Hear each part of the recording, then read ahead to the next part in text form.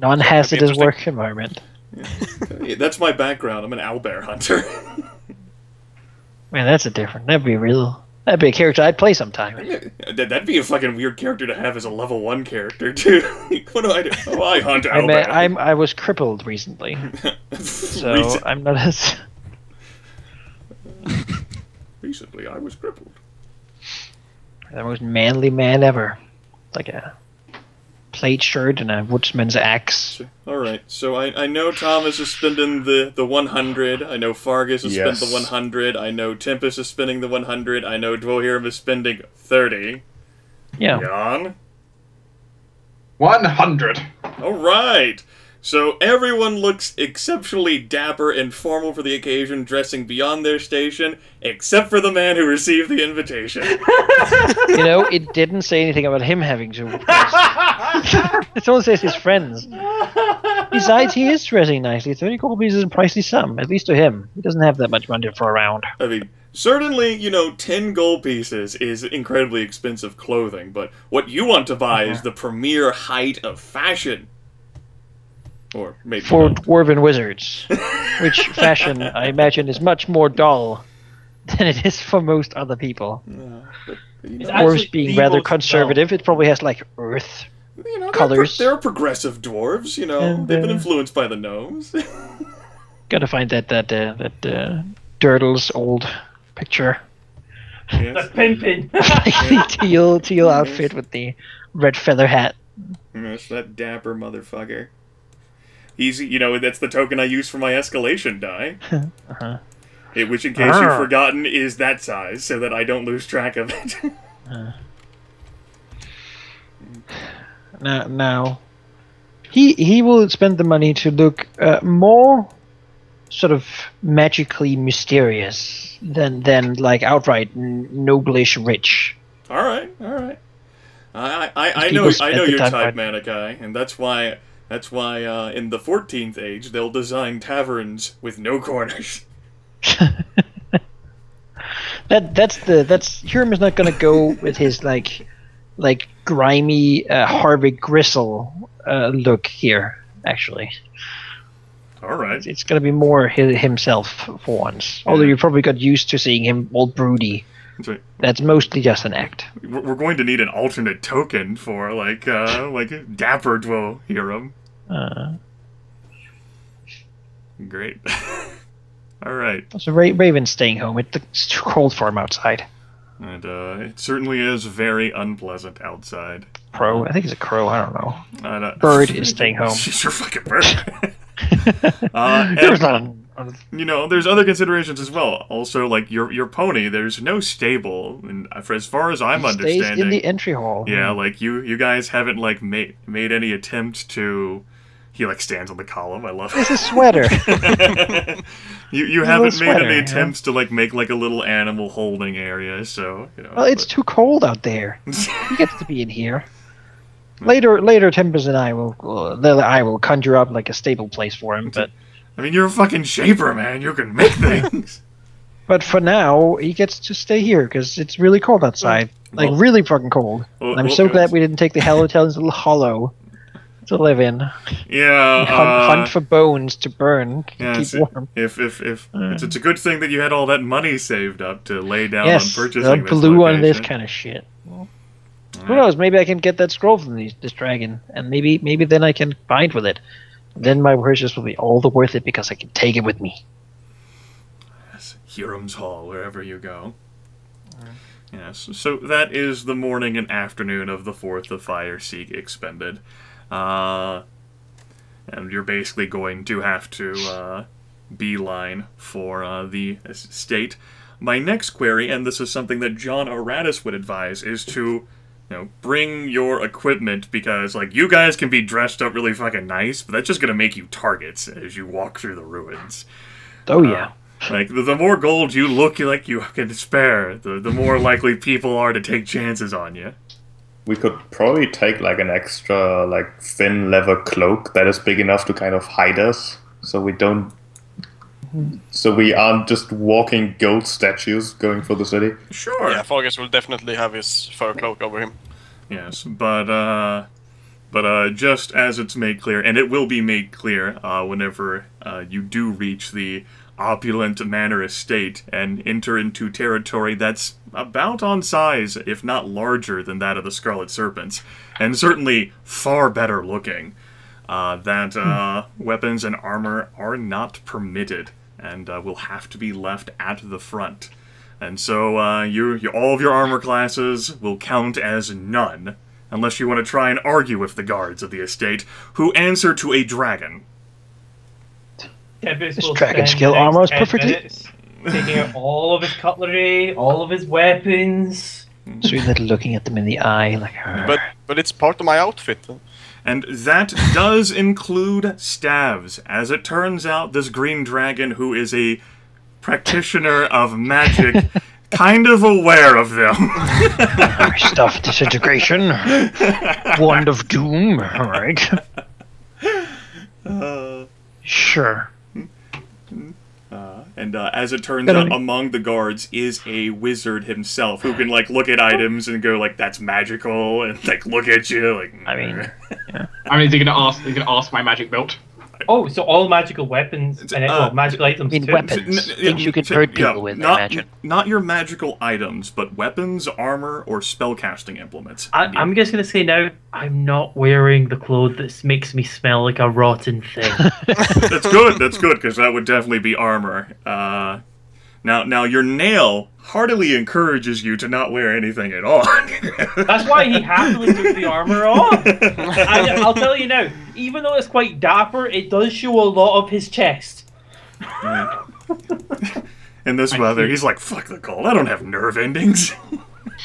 The skin like freezes off the gears. The nipples are just like diamonds. It's a case of, how else am I going to cut cogs? His nipples are no, diamonds. you were drow Tempus. Oh, it's frostbite. Shit.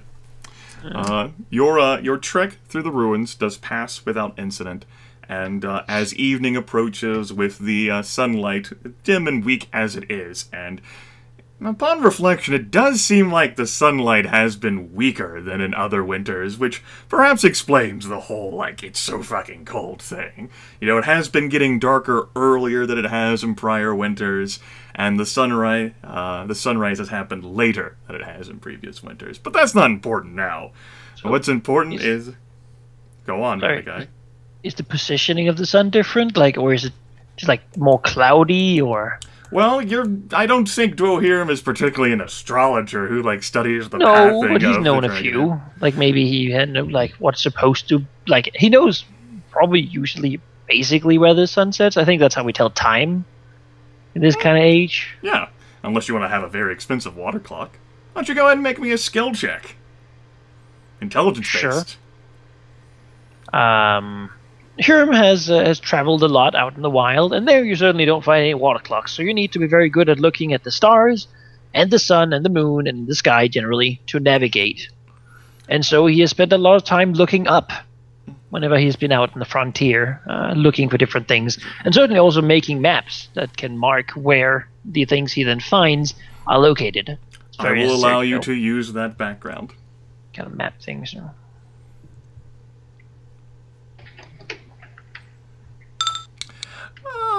Dwohurim is from what he thinks. He doesn't think that the sun has changed its position. It merely is a case of the sun maybe rising an hour later and setting an hour earlier. Oh. All right, just generally never noticed that before. The sky. Yeah, never noticed before the fact until now that the sun just isn't as present this winter as it had once been. Man, that's really bad news. It means like the planet has been tilted. Yeah, the planet is stopping rotating. Assuming it's round. This thing might just be a flat surface. Yeah, if the flat surface can tilt. And then all of you fall off like tilts. That's a campaign for another time. At any rate, you do manage to approach, heading across the ruins, the opulent, well-defined and well-defended fiefdom located along the southern shore. You can tell because, well, for one, you're out of the ruins and along that road there that heads to the south, and there's like some saltside districts, but there is also noticeable space, like flatland, like devoid of buildings, devoid of rubble, just a road that heads to this gorgeously fenced off area with plant life which is still alive despite the grotesque weather. It does certainly have some frost and icicles on it, but there are vines wrapped along the fence and along the brick posts of a guard station that you approach in order to gain access to the manor estate that aren't dead, that have not withered despite the extreme temperatures. Magic infuses the walls of this locale, the manor estate, and you certainly don't encounter much in the way of people here, other than gruff, well-armored, and, you know, obviously heavily clothed guards, who will gruffly request for your purpose, and when Dwohurim presents the invitation, they will suddenly become far more amenable and friendly to you, however politely insist that they must remove all weapons and armor, as well as implements that a mage would use by the orders of the mistress of the house. Sure, I see no reason to argue. Tempus doesn't hide anything, but, you know, make sure he takes out the weapons first and piles them all up, even all the cutlery that he's taken out of everywhere. Even places doesn't look really obvious. Then he's like, okay. The veteran guardsmen look a little confused as to why you're carrying around like all these forks and spoons. Oh my. The Omen will remove the dozen daggers. Fargus will put away his spear. Okay. Where do He they also take them? All of your items that are confiscated, I say in quotations, will be left at this guard station, protected by the guards who are around here. And whenever you're ready to leave, you can walk here, retrieve them, and then head on your way. They seem formidable, the guards. They most certainly do seem quite formidable. They are, you know, they're not like heavily armored, but Thomas at least would look at them and know that they are armored both for comfort and for maneuverability, as well as protection. It is a mishmash of humans as well as hobgoblins, and a dragonkin mage who is able to survey and identify like magical implements. Alright, sure. We're probably safe with them. Probably not people who are going to mess with the Green Dragon. And with that, you are able to cross over into the beautiful, not verdant playground, given the current temperatures and the condition, but certainly a rather lush and wealthy one. A decadent road gilded with beautiful magical lampposts line either side of almost like a highway that you could draw like carriages across, sweeping down a lovely hill into like a small valley right by the shore. A grand marble and stone multi-story three levels in particular, with beautiful windows, grand sweeping panes of glass, allowing their occupants to watch the shoreline, which, looking around, you see is devoid of the derelict, abandoned vessels that so frequently plague the harbor, perhaps removed, maybe by the dragon herself, or maybe paid help, to ensure that this particular area is free and clear of eyesores. The buildings, they seem well repaired. Yes, the building. People seem to live in them. The building, the primary building here would be the manor estate, but there are smaller buildings where you imagine help and servants and staff live, and they are made out of stone. They actually have chimneys, which is a rare sight for the Dragon Empire. Oh.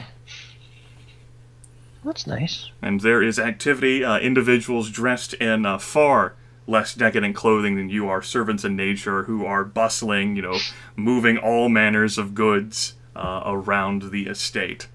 Approaching it, you are recognized, your invitation is checked, and you are allowed admission into perhaps, well, this is certainly the most beautiful location you have seen in all of Drakenhall. It's an exquisite, opulent interior with chandeliers bathing the rooms in iridescent glows, multi-hued, reminiscent of the magic so prevalent to Horizon. I do think this would be far beyond what Fargus has seen, and perhaps Thomas and Tempus as well. Certainly more... It certainly expresses more wealth and power than the Melkor estate you visited in Foghaven. What level of magic sort of is shown? When you say Horizon, it's not like magical elevators, right? Not like magical elevators. This is just a manor estate. But the magics which are practiced here would have taken numerous rituals and were done with well-practiced hands. Right. That there's not just, these beautiful chandeliers casting their weird colors. There's illusory rooms, there's one room which shows some silly illusions, and people try to see through the illusions, like a party game, what's real and what's not in the room. Oh my. And you sure. You also have unseen servants who help to tidy and clean things. This is the cleanest, best smelling experience that maybe you might not have had in your entire lives, but it's going to be a top 10 one for sure. Yes, that's actually the premier feature, Dwohurim. I'm glad you asked. They are illusory rooms. What's in the room? You stare at it, and all right, is that real? Is the wine glass real? Is there a table there? It's sort of like how Horizon has this reputation for being this entire, beautiful city of, floating islands. But when, you actually get into the city, you realize that it kind of obeys the laws of physics more than you think. There's not just, magical ramps and floating elevators and grand tower islands everywhere. It's a trick of the eye which impresses itself upon the mind. Part of the remnants of what the Wizard King left behind ever so long ago. But that appears to be a fun party game. And you also have lesser nobles who don't really much care about you folks. They don't recognize you, chatting amongst themselves. Various sorts of appetizers and wine, alcoholic beverages. You're welcome to partake of any food or drink that you like. No charge. There is the equivalent of an open bar. So if you wish, you could sit there and drink the entire night away. The primary attraction of all of the various people in their finery positioned around the numerous rooms, your lounges and your art viewing rooms and your illusion joke rooms and rooms that contain card games and sort for you to sit down and relax, is a incredibly attractive man dressed in the height of fashion in the entirety of the Drakenhall Empire. Swarthy skin color, dark hair that is well kept and maintained, and eyes which gleam and glitter with all manners of intellect. It is clear to see, and you can easily ask any sort of servant, that is Nelron Illithor, the husband of Chuk.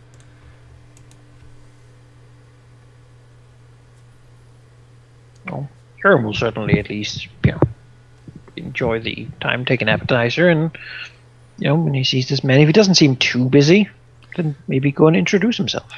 Perhaps the others as well.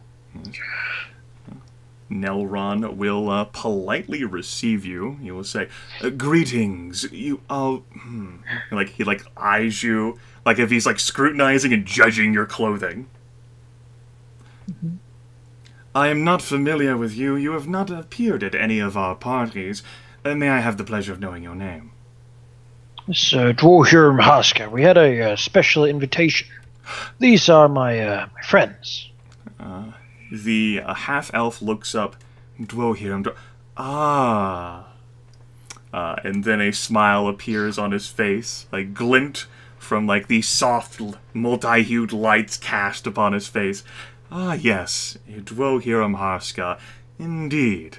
I am familiar with you. My wife is making final preparations. You will have the opportunity to speak with her after our feast.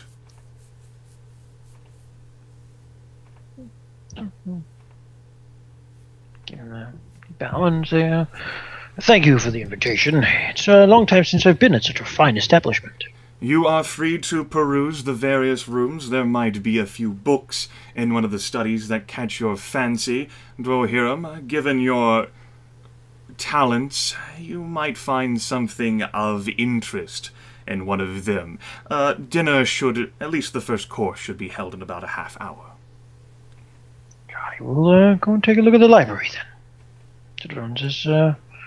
Oh yes, this is Thomas, Tempus, Leon, and Fargus. Nilron will politely look and nod at each of you in turn, saving Fargus for last when his nose crinkles a little. Dedrum will be... No, he doesn't have anything. Just like an ah, it's like an awkward ah, and then it just like hangs. Well, you know, when it sort of like as it goes over, Tempus will flourish a sort of bow in return, and then sort of, and immediately afterwards, just turn to look at Fargus to see what the reaction is. Like Nalron has like a pleasant reception to like all of your clothes, particularly like Tempus's like dapper like top hat. And, you know, Fargus he's dressed up and cleaned himself up rather nicely too. It's just that he looks, he blinks, he crinkles his nose, and then ah. Fargus just raises an eyebrow and looks at him, and then just turns away. Just sort of stares in his soul with his glowing eyes. I am a fucking druid. Are you a pixie? Deaf to all pixies. That's the new druid election. It's like the campaign slogan. Pixies. As you say that, there's like a family. I promise to kill all pixies. You say that, there's a family of noble pixies standing behind you, just glittering there, going. Fargus is like running for like Ajax's position in the High Druid hierarchy. Like, what do you stand for, Fargus? Death to all pixies. You will go for the erratic position, I think. Oh, we have a big party of those. Yes. Speaking of party, you certainly are able to carouse and relax. This entire manor estate is magically warmed, so it feels as if you're in balmy, late spring temperatures instead of in the treacherous winter hell currently plaguing the Dragon Empire. Sure, we'll go and find the library, because he might just have been polite, but what if there is something super mega interesting in there? Tempus will definitely make sure to follow Hurim.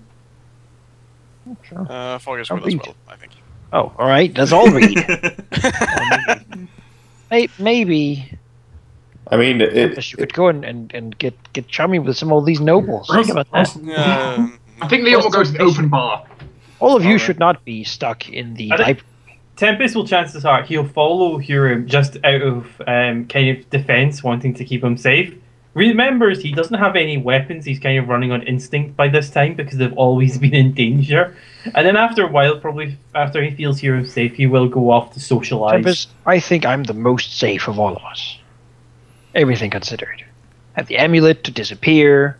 I can turn invisible, fly. I can explode things. You know. He says this mid-conversation, you know, just as we're going down. I'm gonna be okay in the library. Don't worry.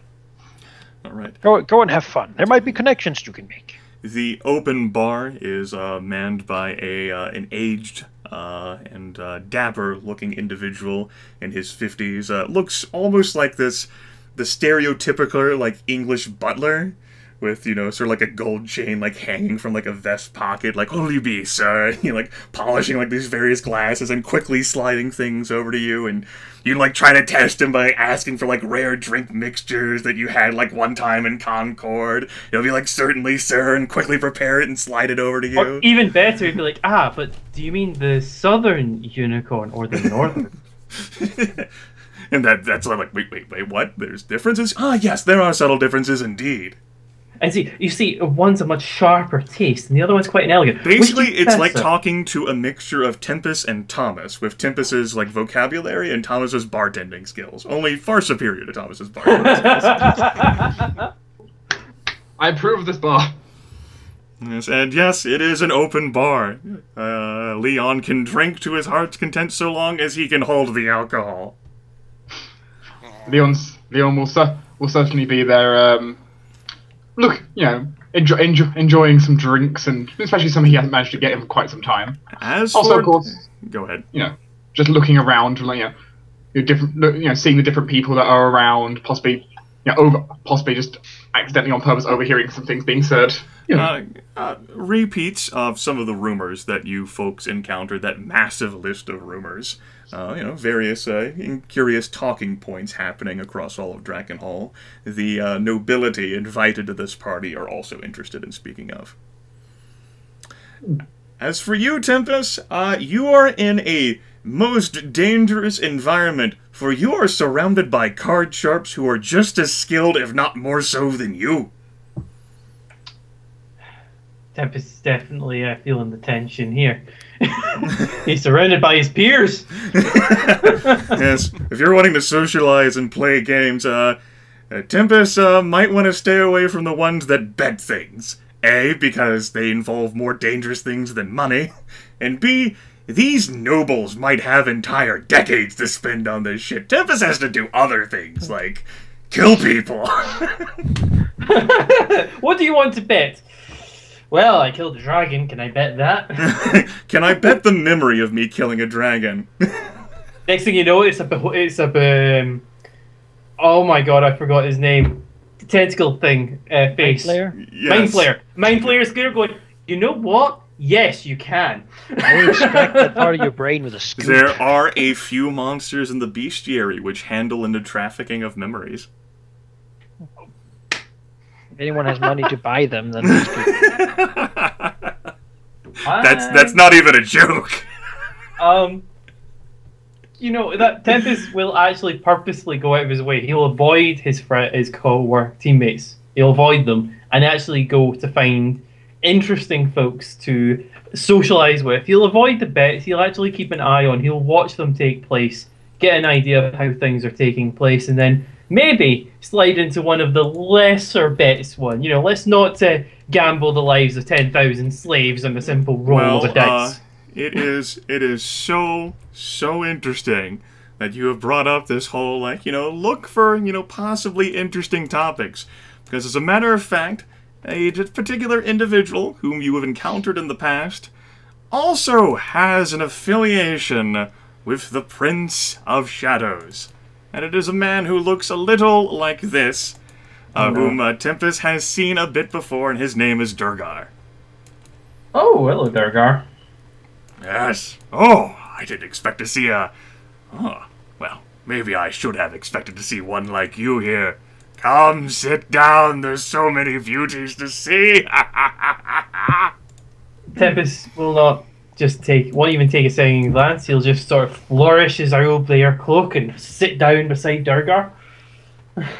He's got like a pipe in one corner of his mouth. He's got like a mug that he's constantly trying to put in the other corner of his mouth. Like his malformed hands with like the missing fingers are trying to handle like all manners of like food and cards and grope women simultaneously. He is dressed in finery too, a bit better than Dwohurim's, but roughly on the same level.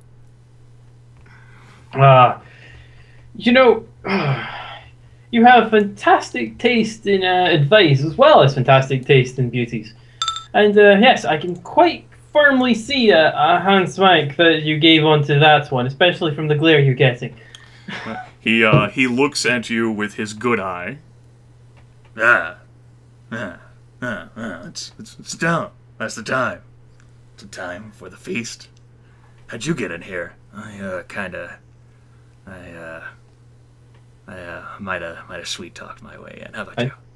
Tempus sort of just smiles and points off at Hurim, who's probably just disappearing into one of the rooms. You just catch a faint glimpse of him as he's traversing. I have friends in high places. I got an invite. No sweet talking here. Oh, well, look at you, Mr. Fancy. But why didn't you tell me you were coming? I could have slipped you in. Oh, why didn't you tell me you were coming? I could have gotten you some.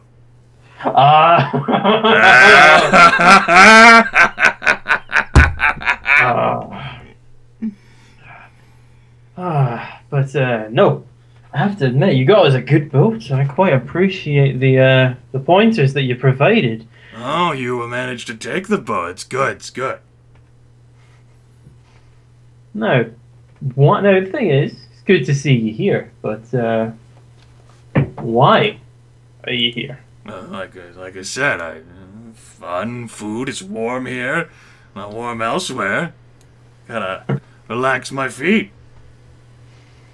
How the heck did you sweet talk in here, especially? I'm wondering, is he dressed incredibly dapper like everyone else? Like I noted before, like he's wearing finery. It's a bit better than Dwohurim's, but it's not as fancy as everyone else in your party. Oh, okay.